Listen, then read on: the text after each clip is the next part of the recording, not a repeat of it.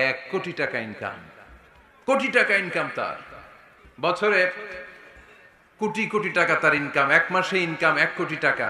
কিন্তু দেখা যায় মাসে একটা হসপিটাল বিল পরিশোধ করতে তার চলে যায় 50 লাখ টাকা। আছে না নাই?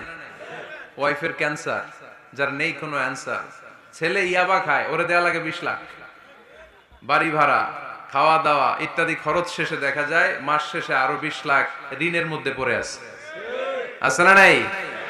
কিন্তু মাসে ইনকাম ছিল কত?